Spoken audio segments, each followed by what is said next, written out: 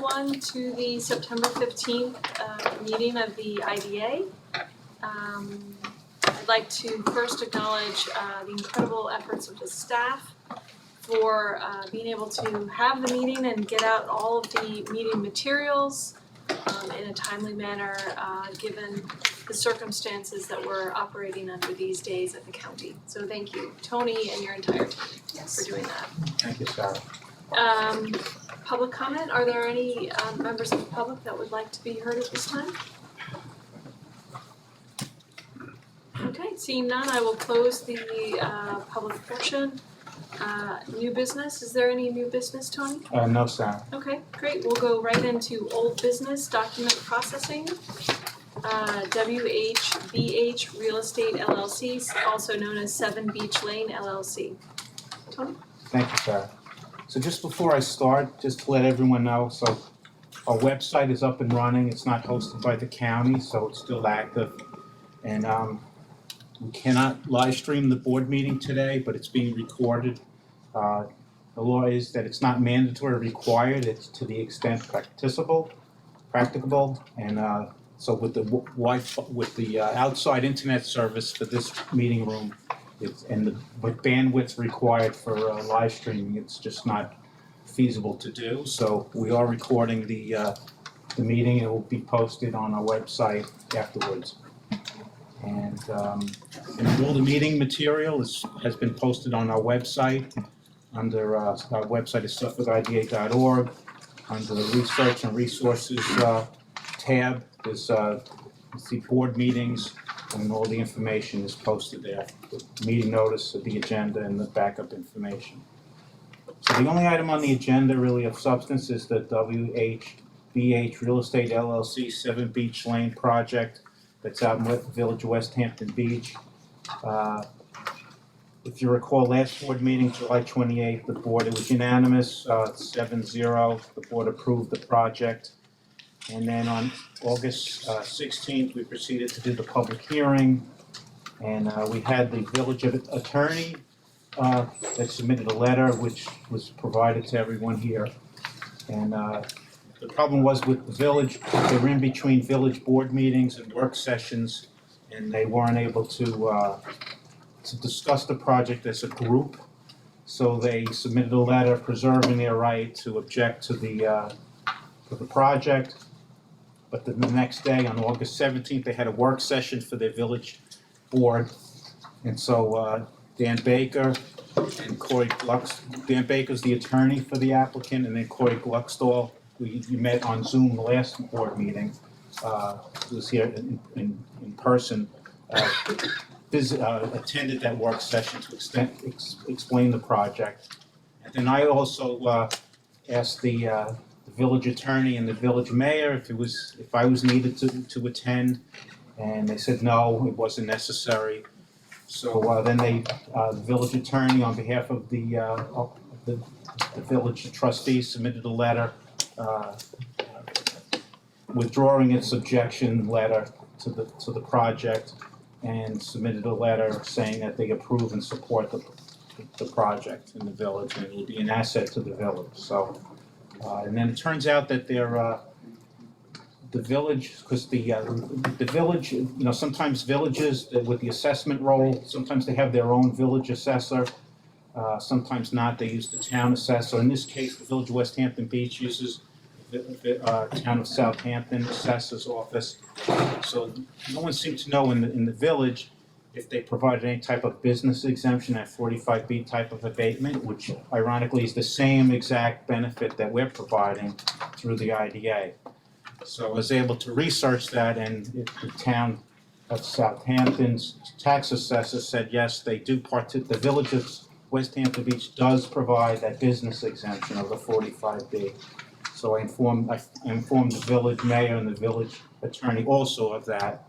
So I think we're all good to go with this project from our perspective.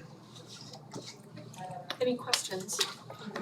Tony, one quick question. The letter that we got from the 13th about the number of FTEs increasing from 7 to 13. So that letter, that number has now been incorporated into the proposal. So if approved by us, the FTE responsibility of this applicant is 13, not 7. Yes, correct. Yes, thank you for pointing that out. Yep.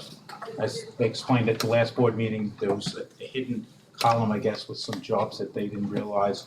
And then they, went upon questioning by you, they told the board that it's actually 13 jobs and all, so, yep. Any other questions or comments? Okay, seeing none, is there a motion on this? Make a motion. Okay.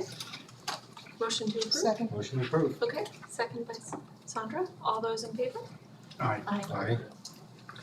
We don't have to do roll call, I guess, it's all in No, person we're in now, so person now. that's That's fine. great. We're great, okay. Other items? Thank you all. Yep. Thank you. Thank you. Thank you. Congratulations. Good luck with your project. Yeah, thanks very much. Other items, Tony, did you wanna talk about the Nixon Peabody memo? Yeah, so I have, it was sent out, I guess, yesterday, last night, and then we're not looking for an approval, it's to do remote, in a limited capacity. Have it, Sarah? Yep. I have it. Okay. I have it. Yep, thank you. I just give that to Tony. So I explained in the email last night, so, there has to be a definition of what extraordinary circumstances are with respect to board members' excuse for not being in person. So you still need to have a quorum present. In our case, we have to have 4 members present in person, so we can only have 3 members video conferencing remote. And so it requires that we hold a public hearing and develop written procedures. And Nixon Peabody has developed a template of these documents in the public hearing and written procedures. And so we'll hold the public hearing and then we'll bring it back probably next month, meeting October 27th, to get the final approval on this. And then we would have that in place in case one of the board members could not make it in person. So some of the extraordinary circumstances would be illness, caring for a family member. I would even think transportation issues, and also since it's an all volunteer board, I would think that work or personal conflicts would be an acceptable extraordinary circumstance. And then also we would have a catch-all where the chairperson and if not available, then the vice chair could, if a situation that was explained to them and it seemed reasonable, that they would excuse the board member and then they could participate remotely. So Tony, I have a question as a new member. Do we have a board governance committee? we have governance, yes. I'm wondering if it makes sense for us to ask the members of that committee to work on this? Yeah, that's great. And then bring it back, for the full board's deliberation? Okay. So is it okay to go ahead with the public hearing and then maybe we'll schedule a governance meeting? Like usually we do that prior to the full board meeting, so we could do that in the August 27th meeting? Does October that sound 27th? okay? Yeah. What did I say? Would we have to hold another Sorry, public hearing if October. there's changes? I don't think so. I mean, I'll circulate the draft of the public hearing notice and some of the documents to see if you guys are all in agreement with it, the committee. Does the public hearing need to be about the idea of doing this or the specific rules in which we would not be physically present? Because if it's just the idea, to your point, Josh, we could probably have a public hearing and then adopt the rules. I just don't know what the requirement is. So how it was done with some of the other agencies, it's just the public hearing with the idea, and then noting that that written procedures and a Okay. resolution would have to be. So we're gonna solicit public input on whether we do this, whether we have a remote option or not. And then we'll adopt procedures after that public hearing. Right, so we have to have the draft of the procedures, so we would post that on our website, so it would be referenced in the public hearing notice to look at our website for those written procedures, those draft written procedures. So it's more of I think the public hearing is more for the idea, And also, well, also for the written procedures, but I think more so for the idea Great. of doing it. Great, so public hearing, governance committee, full board meeting on the 27th of October.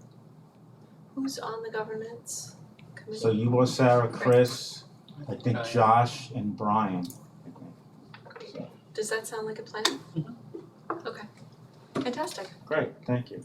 So no board approval now, it's not needed, just a consensus that it's something that we should look into and move forward with. Yes.